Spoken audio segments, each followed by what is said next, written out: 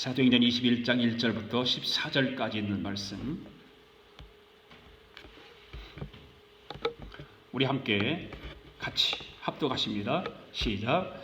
우리가 그들을 작별하고 배를 타고 바로 고소로 가서 이튿날 로도에 이르러 거기서부터 바다로 가서 베니게로 건너가는 배를 만나서 타고 가다가 구보로를 바라보고 이를 왼편에 두고 수리아로 행하하여 두로에서 상륙하니 거기서 배의 짐을 풀려 함이로라. 제자들을 찾아 거기서 이레를 머물더니 그 제자들이 성령의 감동으로 바울더러 예루살렘에 들어가지 말라 하더라. 이 여러 날을 지낸 후에 우리가 떠나갈새 그들이 다 그 처자와 함께 성문 밖까지 전송하거늘 우리가 바닷가에서 무릎을 꿇어 기도하고 서로 작별한 후 우리는 배에 오르고 그들은 집으로 돌아가니라. 두로를 떠나 항해를 다 마치고 돌레마에 이르러 형제들에게 안부를 묻고 그들과 함께 하루를 있다가 이튿날 떠나 가이사랴에 이르러 7 집사 중 하나인 전도자 빌립의 집에 들어가서 머무르니라. 그에게 딸 넷이 있으니 처녀로 예언하는 자라. 여러 날 머물러 있더니 아가보라 하는 선지자가 유대로부터 내려와 우리에게 와서 바울의 띠를 가져다가 자기 수족을 잡아매고 말하기를 성령이 말씀하시되 예루살렘에서 유대인들이 이같이 이 띠 인자를 결박하여 이방인의 손에 넘겨주리라 하거늘 우리가 그 말을 듣고 그 곧 사람들과 더불어 바울에게 예루살렘으로 올라가지 말라 권하니 바울이 대답하되 여러분이 어찌하여 울어 내 마음을 상하게 하였냐. 나는 주 예수의 이름을 위하여 결박당할 뿐 아니라 예루살렘에서 죽을 것도 각오하였노라 하니 그가 권함을 받지 아니하므로 우리가 주의 뜻대로 이루어지니라 하고 그쳤노라. 아멘. 앉으시면서 함께 인사합시다. 오늘도 하나님 주시는 은혜 받읍시다. 주의 사랑으로 사랑합니다. 할렐루야.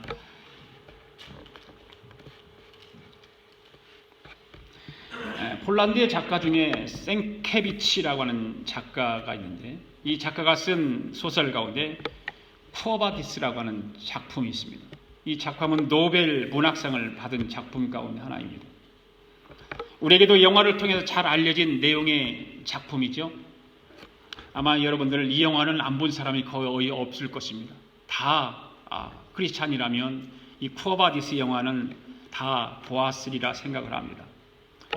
안 본 사람은 저한테 DVD를 빌려 가십시오. 그럼 제가 빌려드릴 테니까 가서 보십시오.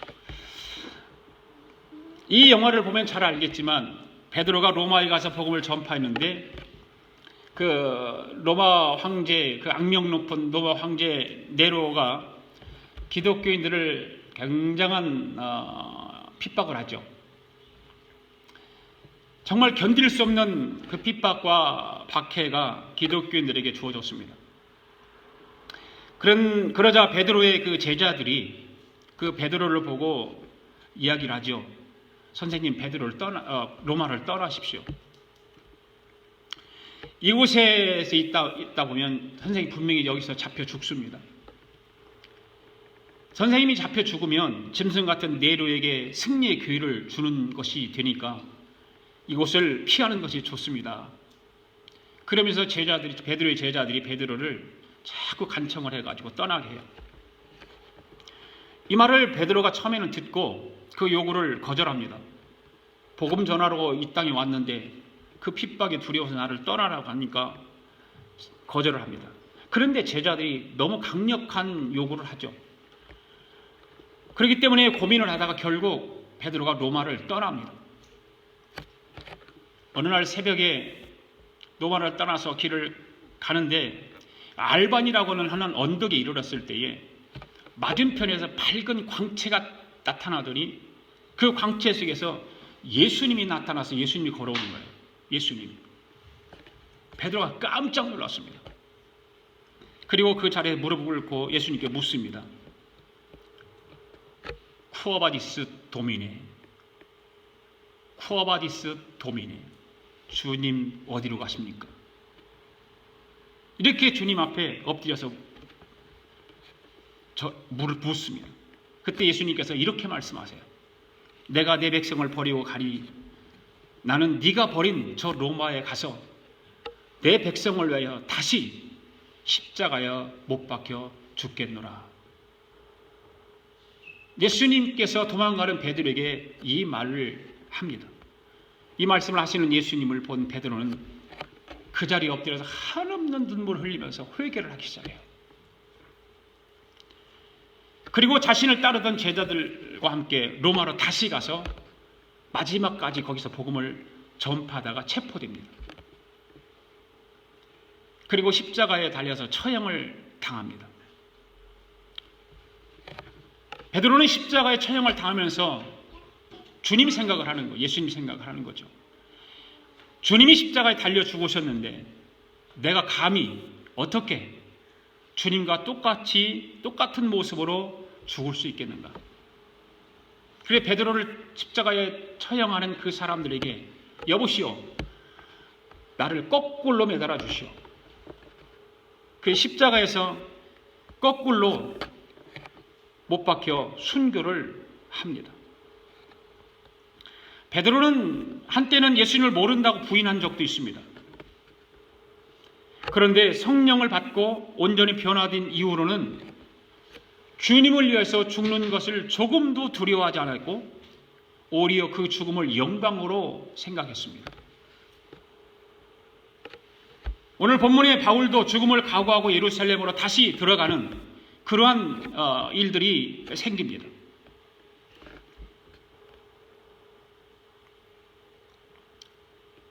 그렇게 죽음을 앞두고 죽음을 생각하고 죽음을 각오하고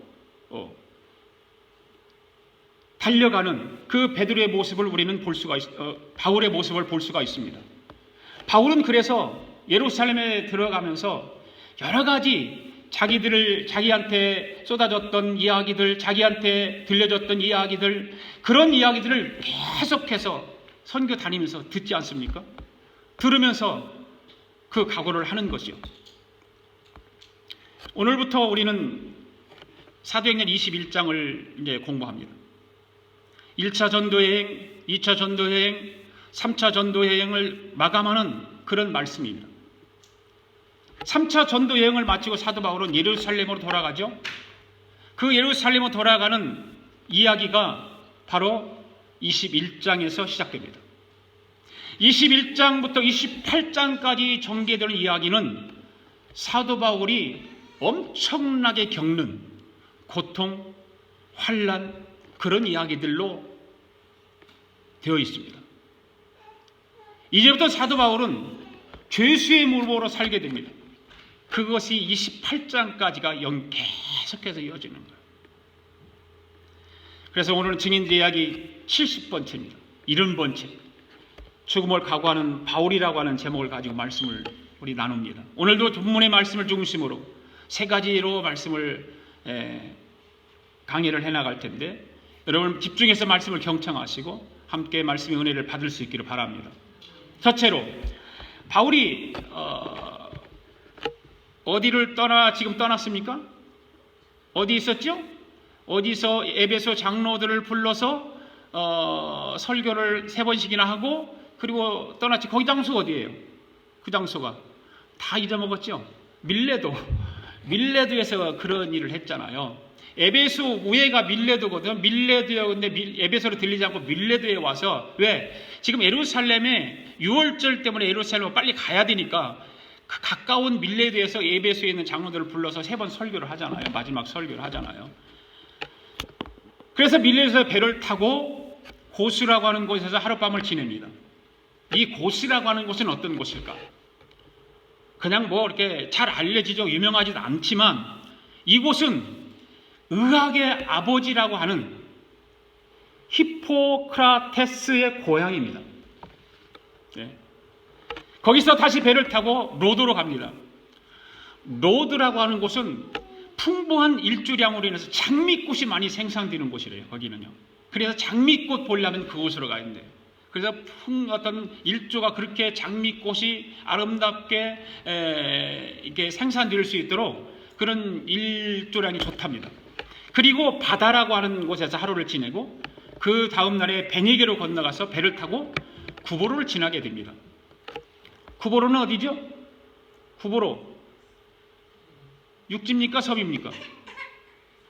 섬이죠. 구보로 섬. 구보로는 몇 차 전도여행 때 들렸던 거? 1차 전도여행 때 들렸던 거예요. 1차 전도여행 때 구보로 섬에서 이렇게 전도하잖아요.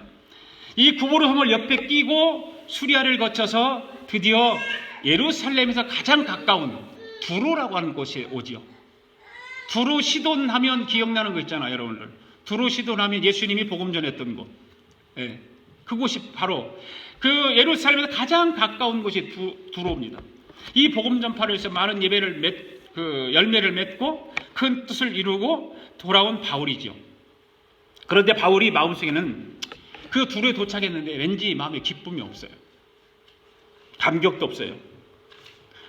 요즘 같으면 그렇게 큰 업적을 남기고 큰 일을 하고 돌아오면 환영하는 사람들이 참 많았을 거 아닙니까? 박수 쳐주고 막. 예. 국민적인 영웅으로 칭송을 받아야 되는 것이 마땅하지 않습니까? 그런데 누구도 마중 나와서 반겨주는 사람이 없어요. 왜 그랬을까? 바로 바울이 원래 유대교 사람이잖아요. 근데 예수님 만나서 기독교 복음을 전하러 다닌 사람 아닙니까? 그러니까 지금 두로에 도착했는데 이 바울을 맞이해 줄 사람들이 어떤 사람이에요? 유대인들이에요. 다 유대교 사람들이에요. 그러니까 누가 그 바울을 기독교 복음을 전하고 온 사람을 반겨서 맞아주겠습니까? 맞아주지 않습니다.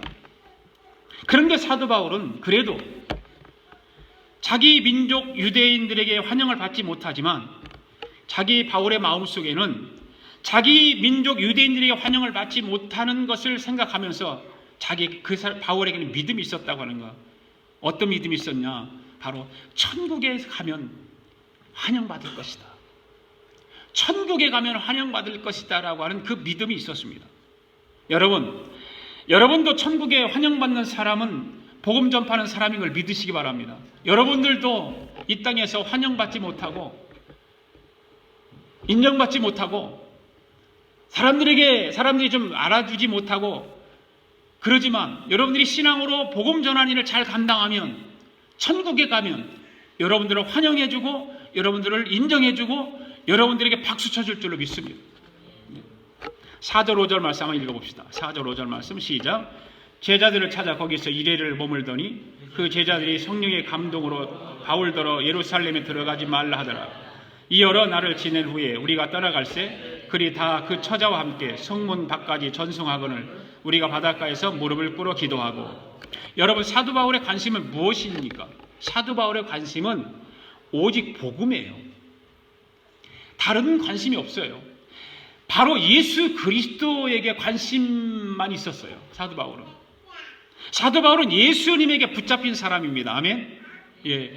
예수 그리스도가 너무 강렬하게 그를 붙잡았기 때문에 그래서 바울은 다른 곳에 시선을 돌리지 않아요. 다른 곳에 마음을 뺏기지 않아요. 세상 어떤 것에도 눈을 돌리지 않고 마음을 뺏기지 않습니다. 하나님께 붙잡힌 사람은 시선을 다른 곳으로 돌리지 않습니다. 아멘. 네. 예수님에게 강하게 붙잡힌 사람은 다른 데 시선을 빼앗길 수 없습니다. 예수님이 붙잡힌 사람은 늘 하늘의 꿈을 꾸는 사람입니다. 성령께 붙잡힌 사람은 세상 것이 아무리 좋은 것이랄지라도 그것들에 눈을 돌리지 않습니다. 마음을 빼앗기지도 않습니다. 예수님을 믿기 전에, 예수님에게 붙잡히기 전에는 세상의 것들을 참 좋아했더라도 예수님을 믿고 예수님에게 붙잡히고 난 이후에는 그것들은 나와는 상관없는 것입니다. 바울이 바로 그런 삶을 살았습니다. 예수님을 알기 전에는 권력도 있었습니다. 지식이 있었기 때문에 어디 가든지 인정을 받았습니다.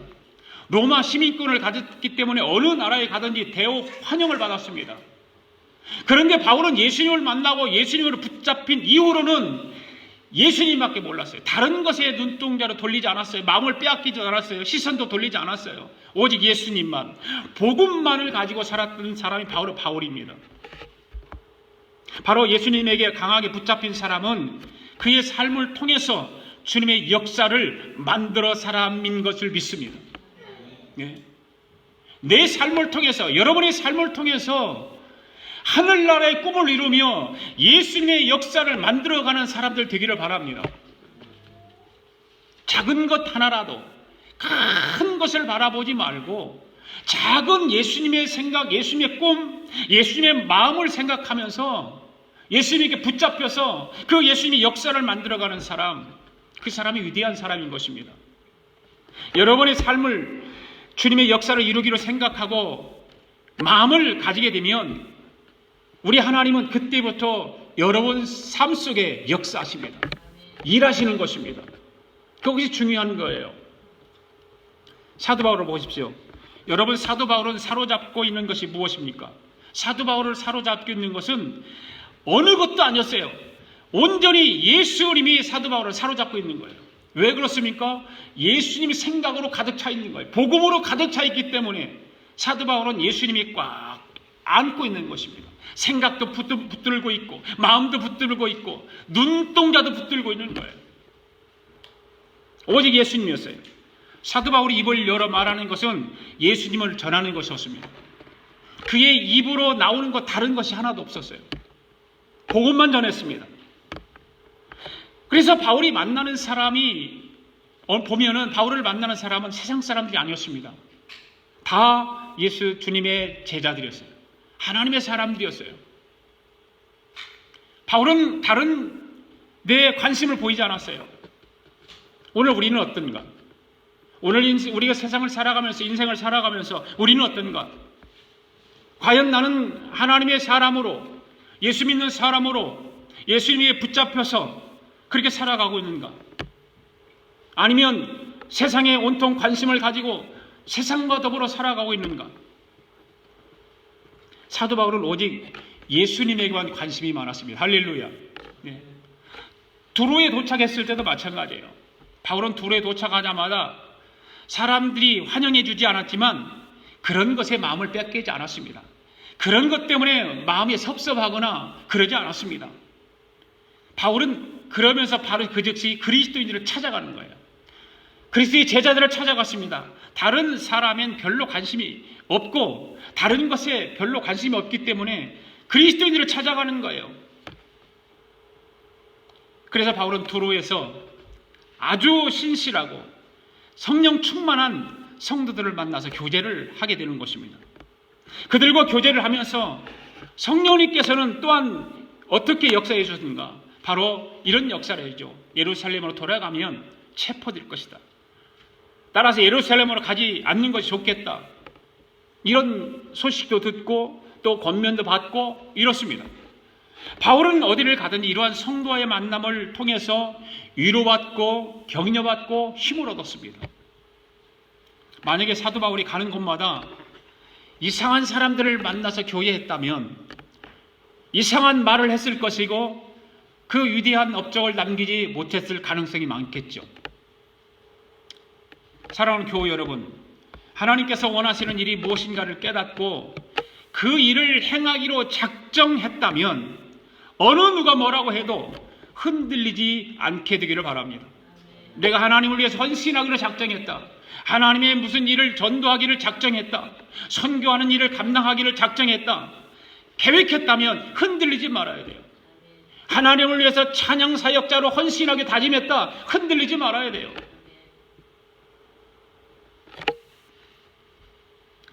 사도 바울은 두로에 있으면서 일주일간을 성도들과 교제하면서 그곳에 머뭅니다.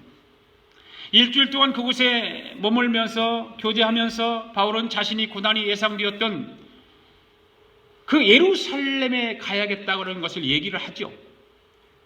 예루살렘으로 가야 되는 거예요.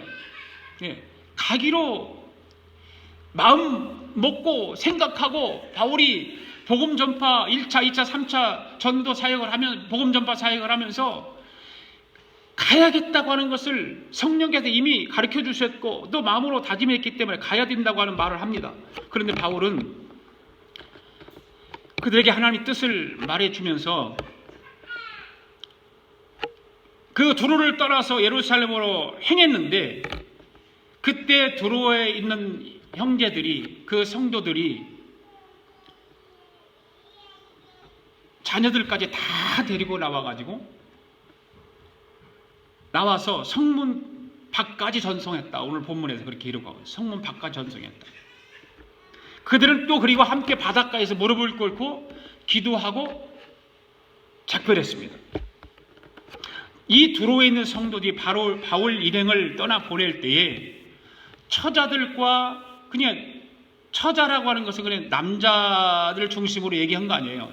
남자가 있으니까 처가 있고 자식이 있고, 그 아내가 있고 자녀들과 함께 성문 밖까지 전송하는 장면을 여러분 머릿속에 한번 그려보십시오.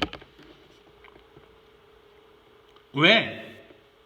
이 두로에 있는 성도들이 바울이 지금 예루살렘으로 가는데 자녀들까지 데리고 나와서 전송을 하고 그 모습을 보여줬을까? 어제 우리 조국에 촛불 집회가 열렸죠. 주치 쪽으로는 20만 명이라고 얘기하고 경찰들은 4만 5천 명이라고 얘기하고 너무 차이가 많이 나요. 뭐 뉴스에 보면 20만 명으로 나와요. 그냥 우리는 사진으로만 보고 영상으로만 보니까 그 엄청난 인원을 잘 파악할 수 없어요. 그런데 강원 광장에서 남대문 광화문 거리까지, 남대문까지, 을지로 청계천 무교동까지 사람들을 꽉 메인 거예요. 상상해 보세요. 서울에 사는 분들은 그거 기억하면 알 수 있어요. 어느 정도인가. 그런데 그 많은 사람들이 촛불을 들고 시위를 하는 그 모습 가운데 자녀들과 함께 나오는 엄마들이 있어요. 자기 딸 데리고, 아들 데리고는 별로 없는 것 같아요. 다 딸들을 많이 데리고 왔더라고요. 예, 뭐 영상들을 보면. 그런데 그 자녀들을 데리고 온 부모에게 기자가 물었어요. 왜 자녀들과 함께 이곳에 오게 되었느냐고. 이 아이가 부모가 말하는 것이 이렇게 얘기를 해요. 우리 자녀가 엄마인 나에게 아빠인 나에게 민주주의가 뭐냐고 물어본다면 내가 대답할 것이 없는데 바로 그 모습, 민주주의가 이런 것이라고 보여주기 위해서 데리고 나왔다. 그 얘기를 해요.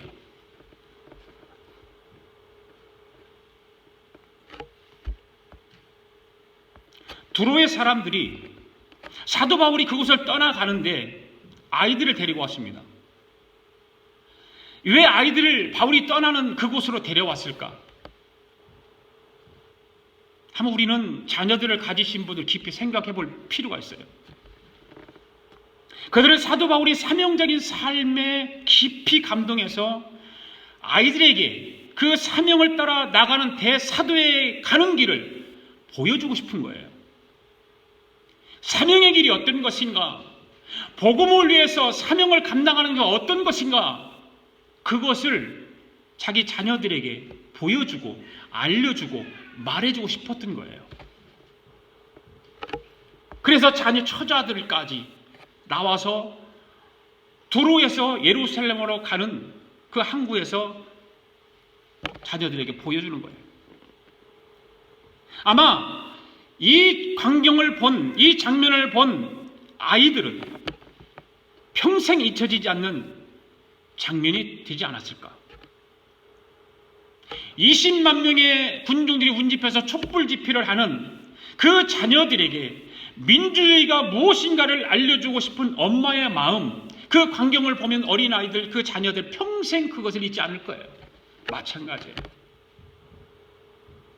두로의 크리스찬 자녀 부모들이 바울이 떠나는 그 사명 감당하는 바울의 모습을 보여주면, 그것을 한번 광경을 보여주면 이 자라나는 아이들은 결코 사명을 따라가 살 수밖에 없지 않겠는가.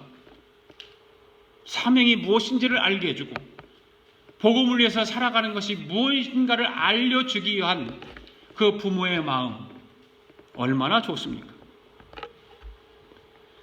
그렇습니다. 오늘날 우리가 살아가는 이 세상에 사명을 따라 사는 것만큼 아름다운 삶은 없다고 생각을 합니다. 저와 여러분이 사명을 감당하기 위해서 오늘도 주님 앞에 나와 예배하고 주님으로부터 그 사명을 부여받았는데 과연 저와 여러분은 사명을 얼마만큼 감당하며 여기까지 왔는가? 한번 돌아볼 수 있기를 바랍니다. 두 번째로 그 다음에 두로에서 어디로 갑니까? 가이사랴에 도착을 합니다. 바울이 가이사랴에. 7절에서 9절까지 읽습니다. 시작. 두를 떠나 항해를 다 마치고 둘레마에 이르러 형제들에게 안부를 묻고 그들과 함께 하루를 있다가 이튿날 떠나 가이사랴에 이르러 7 집사 중 하나인 전도자 빌립의 집에 들어가서 머무르니라. 그에게 딸 넷이 있으니 처녀로 예언하는 자라. 아멘. 이 두로를 출발한 사도 바울은 돌레마이에 도착해서 믿음의 형제들을 만나고 그곳에서 그들과 하루를 보내고 가이사랴에 도착을 합니다. 가이사랴에. 여러분, 가이사랴 하면 생각나는 사람이 누구죠? 가이사랴 백부장. 누구예요, 백부장? 고넬료. 가이사랴만 백부장 고넬료 생각나잖아요. 고넬료는 어떤 사람이죠? 경건하여 온 집안으로 더불어 하나님을 어떻게 하는 사람이다? 경외하는 사람이다. 바로 가이사랴에 이 고넬료 백부장이 있습니다. 기억하세요. 자, 바울이 가이사랴에 도착했습니다. 바울은 예루살렘 교회 7 집사 중인 한 사람인 빌립 집사라고 하는 사람의 집을 찾아가죠. 그리고 그곳에 얼마 동안 머물게 됩니다. 그런데 왜 하필이면 빌립 집사의 집을 찾아갔을까? 물론 친분이 있으니까 찾아갔죠. 친분이 없으면 찾아갈 수 없죠. 그러나 그보다 더 중요한 것은 빌립 집사는 어떤 사람이냐면 예루살렘 교회의 집사이면서 전도자입니다. 전도자. 빌립이 전도한 이야기가 나오잖아요. 그렇죠? 전도자예요. 바울과 같은 전도자예요. 그렇기 때문에 누구보다도 복음 전파자인 바울의 마음을 잘 이해할 수 있을 것이고, 그래서 일부러 빌립 집사의 집을 찾아가게 된 것입니다. 그런데 빌립 집사에게 뭐가 4명 있어요? 딸이 4명 있어요. 뭐 하는 사람이에요?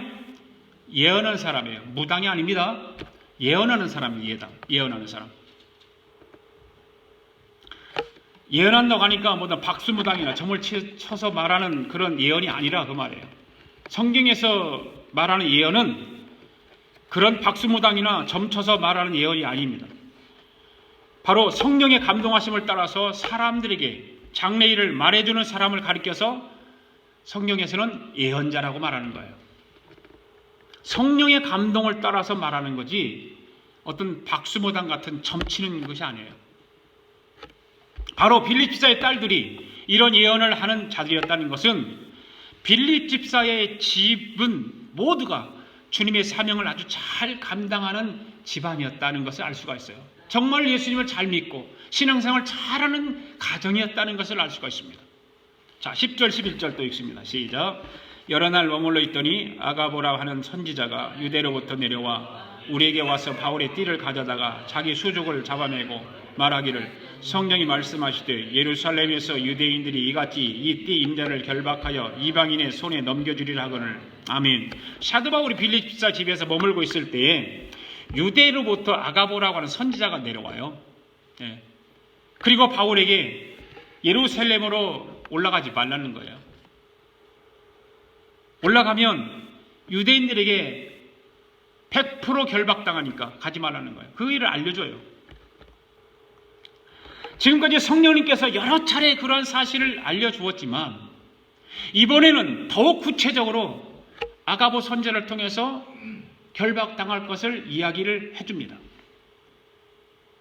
우리는 여기서 사도 바울이 예루살렘에 가면 결박과 환란이 기다린다는 사실을 한두 번이 아니라 여러 차례 계시되고 있는 것을 볼 수가 있죠. 바울이 1차 전도행, 2차 전도행, 3차 전도행 이런 일을 통해서 많이 들어왔습니다. 밀레드에서도 들었습니다. 두로에서도 들었습니다. 성령 받은 어떤 사람들이 그 말을 해주는 거예요. 바울에게. 그런데 가이사랴에서도 이 아가보라는 선지자가 유대로부터 내려와서 그런 말을 바울에게 또 해주는 것입니다. 왜 이렇게 자주 예루살렘에 올라가면 결박당할 것을 반복적으로 이야기를 해줄까? 왜 그랬을까? 여러분들은 어떻게 생각하세요? 우리가 여기서 한 가지 주의 깊게 관찰할 부분이 있습니다. 내가 예루살렘으로 가면 결박과 환란이 기다린다는 말씀을 성령님께서 분명히 말씀해 주셨어요. 근데 성령님께서는 결박당할 거라고는 말해 주었지 돌아가지 말라고 하는 말을 하지 않았어요.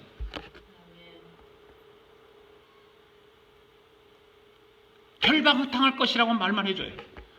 들어가지 말라고 하는 말은 누가 하지요? 돌아가지 말. 예루살렘에 가지 말라는 누가 하지요? 누가 해요? 가지 말라고 하는 건 사람들이 하는 거예요. 사람들이. 성령이 아니에요. 사람들이 하는 거예요. 여기에 메시지가 있는 거예요. 성령은 분명히 결박당할 것이다 라고만 이야기해줘요. 그런데 사람들을 만날 때마다 사람들은 가지 말라고 얘기해요.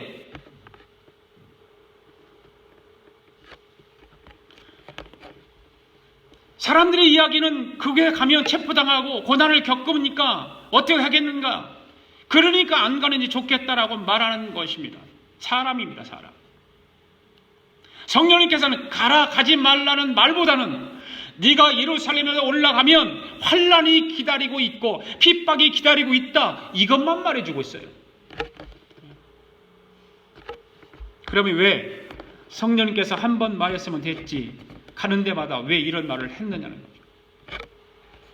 그런 그것은 바울이 준비할 수 있도록 마음이 준비할 수 있도록 예루살렘으로 돌아가면 환난과 핍박과 고난을 겪게 될 것이다. 준비하라는 거예요. 네, 마음의 준비, 어떤 생각의 준비, 모든 환경의 준비, 다 준비죠. 여러분 오늘날 성도의 사명은 무엇이라고 생각을 합니까? 바로 복음 전하는 것입니다. 예수 그리스도의 복음을 전하는 것입니다. 그리고 약자를 돕고 교회를 세워가고 선교 많이 하는 것입니다. 이게 성도의 사명이에요. 이 사명을 위해서라면 때로는 보이지 않는 음지도 찾아갈 줄 알아야 되고 죽음이 기다리는 곳과 자존심이 상하는 곳까지라도 찾아갈 수 있어야 되는 거예요. 이게 성도의 사명이에요. 편한 길만 찾아가면 시간이 지나면 더 불편하고 불안하게 됩니다. 여러분, 편안한 길만 찾아가다 보면 그것이 좋은 것 같지만 후에는 불편해지고 그것이 불안하게 찾아오는 거예요. 그러나 사명을 따라 불편한 길을 찾아가면 시간이 지나가면 편안도 주지만 평안해진다는 걸 알아야 돼요. 이것이 진리예요. 하나님이 우리에게 말씀해 주시는 복음의 메시지가 바로 그런 거예요. 우리는 그것을 고통스럽고 내 자유함이 없고 내 행복이 무너지고 이런 것을만 생각하기 때문에 그 복음 전하는 일을 갈 생각도 않고 전도하는 걸 꿈도 안 꾸고 한다 그 말이에요. 여러분 예수님께서는 십자가를 지셔야 했지 않습니까? 그런데 예수님이 십자가 앞에 바로 섰을 때 예수님이 기도하시는 모습을 보면 피하고 싶은 마음이 있었죠.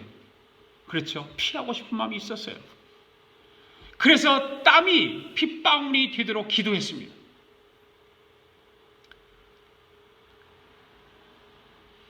기도하잖아요. 아버지 이 잔을 내가 마셔야 합니까? 이 고통의 잔을 내가 마셔야 됩니까? 그런데 하나님이 대답이 있었나요? 없었나요? 예수님이 그렇게 기도했는데 하나님이 대답이 있었나요? 없었어요. 대답이 없었어요. 예수님 앞에는 뭐만 있어요? 십자가만 있어요. 예수님 앞에는 십자가만 놓여 있어요.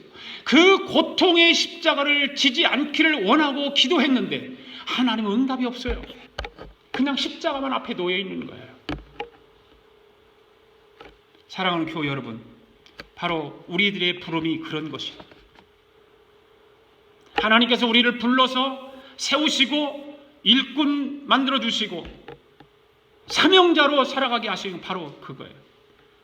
가라가지 말라는 말보다는 우리 앞에 여전히 우리 앞에는 십자가만 있는 거예요. 네. 그 십자가 보고 가야 돼요. 십자가 보고 따라가야 돼요. 내가 져야 할 십자가, 내가 겪어야 할 십자가만 있는 것입니다. 십자가를 붙들고 사명 감당하는 우리 아가페 교회 교우들 되기를 바랍니다. 그래 마지막 바울이 죽음을 각오하죠. 네, 죽음을 각오하는 바울을 한번 보겠습니다. 12절 13절 시작. 우리가 그 말을 듣고 그곳 사람들과 더불어 바울에게 예루살렘으로 올라가지 말라 권하니 바울이 대답하되 여러분이 어찌하여 울어 내 마음을 상하게 하느냐. 나는 주 예수의 이름을 위하여 결박당할 뿐 아니라 예루살렘에서 죽을 것도 각오하였노라 하니. 아멘. 바울의 결심이에요. 이것이 죽을 각오를 하고 예루살렘을 향해서 올라가기로 작정한 거예요. 아가보 선지자가 가지 말라고 권했을 때 바울의 일행들도 그곳 사람들과 똑같이 바울을 보고 예루살렘으로 올라가지 말라고 간청을 했습니다. 이와 같은 간청은 이곳에서만 있었던 것이 아니라 밀레도에서도 마찬가지였어요. 그러나 바울의 마음은 변하지 않았습니다. 흔들리지 않았습니다. 바울의 마음은 결정되었습니다. 바울의 마음은 죽기로 결정했습니다. 여러분, 죽기로 결심하면 무섭지 않다고 그러지 않습니까? 죽기로 결심하면 무서울 것이 없다고 그러지 않습니까? 많은 사람들이 결심을 못하는 것이 문제죠. 결심하면 되는데 결심을 못하니까 안 되는 거예요. 자기 인생을 결심을 못합니다. 이렇게 살아도 좋을 것 같고 저렇게 살아도 좋을 것 같고 오늘은 이렇게 생각하고 내일은 저렇게 생각하고 결정을 못하고 살아가는 것이 인간입니다. 결정을 하지 못하면 방황하죠. 그런데 뭔가를 결정을 해야 되는데 결정을 하지 못하면 방황하는 거예요. 바로 천국이 결정되지 않은 사람은 방황하게 되어 있습니다. 사도 바울은 결정했습니다. 사도 바울은 죽을 것을 각오했습니다. 우리가 13절에서 사도 바울이 대답하고 있는 것을 자세히 살펴볼 것이 있습니다. 13절 말씀만 다시 한번 읽어볼까요? 시작. 바울이 대답하되 여러분이 어찌하여 울어 내 마음을 상하게 하느냐. 나는 주 예수의 이름을 위하여 결박당할 뿐만 아니라 예루살렘에서 죽을 것도 각오하였노라. 아멘. 여기서 보면 너희가 어찌하여 울어 내 마음을 상하게 하느냐 이 말을 하죠. 여기 상하게 한다라고 하는 말은 어찌해서 너희들이 내 마음을 약하게 만드느냐 그 말이에요. 내 마음을 왜 흔들고 있느냐 그런 말도 되죠. 나는 이미 마음이 결정돼 있는데 나는 죽음을 각오하고 예루살렘으로 올라가기로 결정했는데 왜 너희들이 내 마음을 상하게 하면서 나를 흔들고 있느냐는 거예요. 예루살렘으로 안 갈 수도 있죠. 그런데 바울은 가기로 결심했습니다. 아멘. 여러분들이 그렇게 살지 않을 수도 있습니다. 여러분들이 좋은 환경에 그대로 있을 자유도 있습니다. 그러나 사도 바울은 그렇게 살지 않기로 작정을 한 것입니다. 그것뿐입니다. 십자가를 향하여 달려가는 사도 바울입니다. 사도 바울은 예수님의 심정을 알고 있습니다. 저와 여러분 모두가 예수를 믿습니다. 아멘. 그러나 예수님을 아는 정도는 다르다는 거예요. 예수를 다 믿는데 예수님이 어떤 분인가에 대해서 아는 것은 다르다는 거예요. 어떤 사람은 예수님의 겉만 알죠. 어떤 사람은 십자가까지만 알아요. 여러분은 예수님에 대해서 어느 정도 알고 있습니까? 예수님을 믿는데 예수님에 대해서 어느 정도 예수님을 알고 있습니까? 예수님이 십자가에 죽으셨다? 그것만 알고 있지는 않습니까? 그렇다면 그것은 여러분의 객관적인 지식일 가능성이 많아요. 진짜로 여러분의 삶에 예수님이 있느냐인 것입니다. 거기까지 갔느냐 하는 것입니다. 예수님이 여러분의 마음속에 지금 자리 잡고 있느냐가 중요한 것입니다. 예수님의 마음과 예수님의 생각으로 지금 여러분의 생각도 동일하게 이루어지고 있느냐 그 말입니다. 그게 더 중요한 거예요.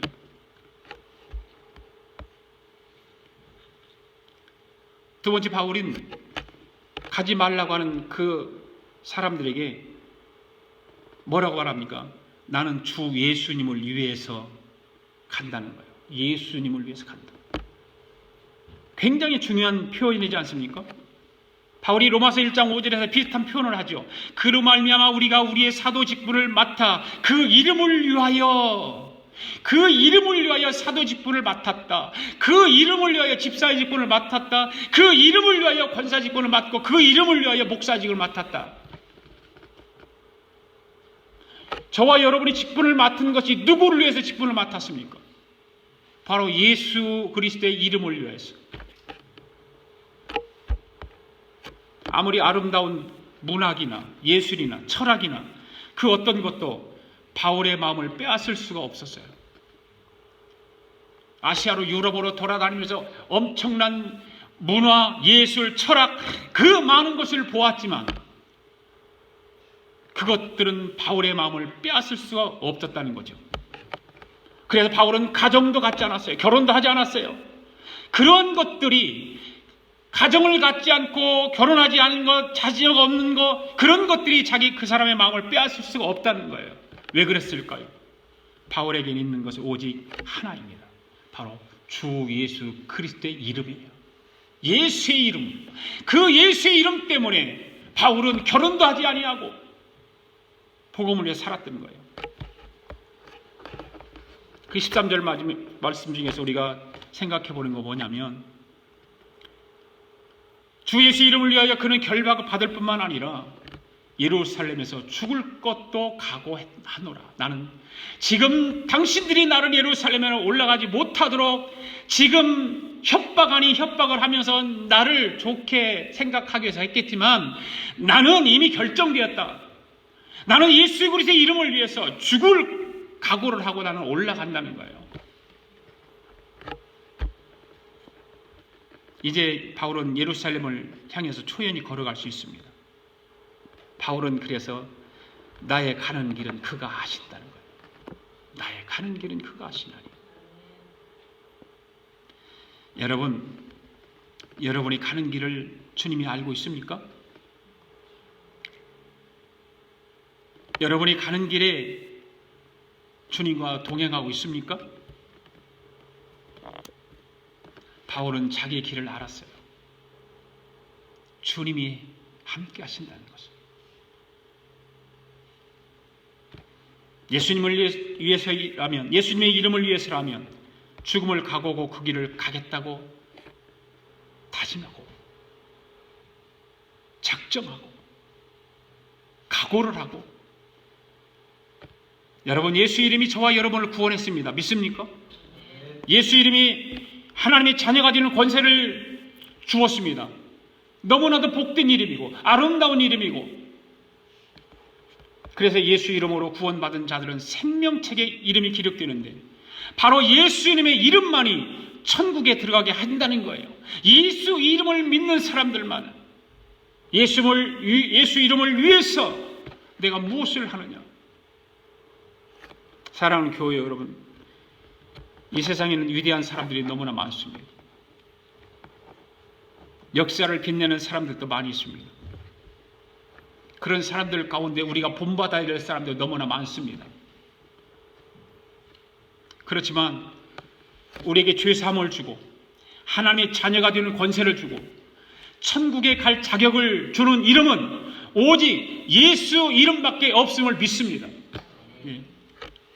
그러한 사실을 누구보다도 사도 바울은 잘 알고 있었기 때문에 그 이름을 위하여 죽음을 각오하고 예루살렘을 향하여 올라가려고 했던 거예요. 오늘 우리도 주 예수의 이름을 위하여 살았던 바울을 보면서 우리의 삶이 결정되어야 될 줄로 믿습니다. 우리의 신앙을 각오해야 될 줄로 믿습니다. 예수 그리스도의 이름을 위하여 사도 바울이 죽음을 각오하면서까지 사명을 감당했던 것과 마찬가지로 힘을 다하고 뜻을 다하고 성품을 다하고 정성을 다하여 생명을 다하여 복음을 전파하는 사명을 감당하는 그런 교우들이 되기를 바랍니다. 그래서 이 한 주간도 우리 하나님의 도우심이 여러분과 함께 할 수 있기를 바랍니다. 기도하겠습니다. 하나님 아버지, 오늘도 나의 삶이 어디로 가고 있는지 생각하게 하시고 믿음으로 나의 삶이 결정되게 하여 주시기를 원합니다. 좌로나 우로나 치우치지 않게 하시고 세상에 화려하고 세상에 행복을 약속해 주는 것 같은 유혹에 빠지지 않게 하여 주시옵소서. 생명을 다해 복음 전파하는 바울의 본을 받아 이 한 주간도 복음 전파하는 발걸음이 되게 하여 주시옵소서. 예수님의 이름을 위하여 살게 하여 주시옵소서. 예수님의 이름으로 기도하옵나이다. 아멘.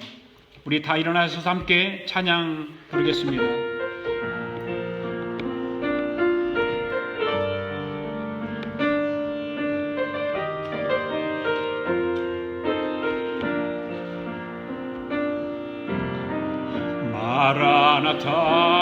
마라나타 주 예수여 어서 오시옵소서. 땅의 모든 끝 모든 족속 주를 찬송하게 하소서. 마라나타 주 예수여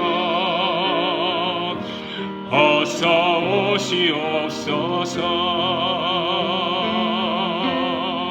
모든 열방이 주께 돌아와 춤추며 경배하게 하소서. 우리 주님 다시 오실 길을 만들자. 십자가를 질고 땅끝까지 우린 가리라. 우리 주님 하늘 영광 온 땅 덮을 때 땅끝에서 주를 맞으리. 마라나타 마라나타.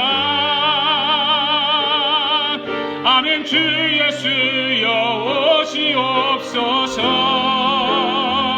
마라나타 마라나타. 아멘. 주 예수여 오시옵소서. 마라나타 주 예수여 어서 오시옵소서. 땅의 모든 끝 모든 족속 주를 찬송하게 하소서. 마라나타 주 예수여 어서 오시옵소서. 모든 열방이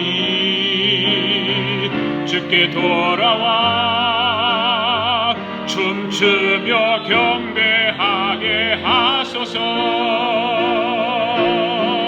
우리 주님 다시 오실 길을 만들자. 십자가를 질고 땅끝까지 우린 가리라.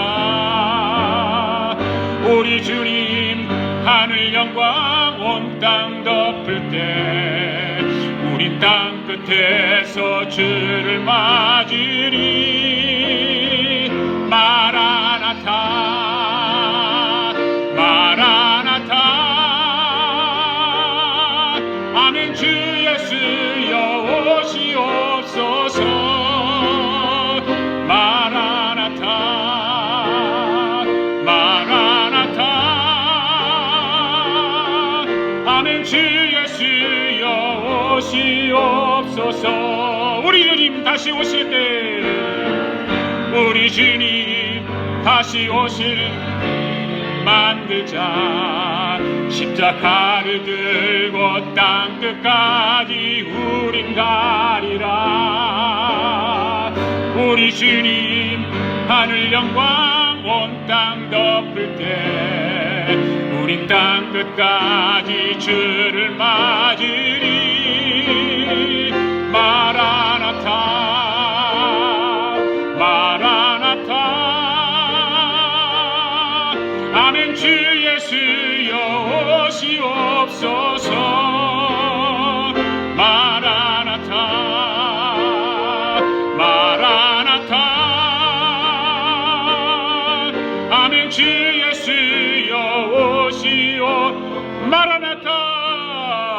마라나타 마라나타 아멘. 주 예수여 오시옵소서. 마라나타 마라나타 아멘. 주 예수여 오시옵소서.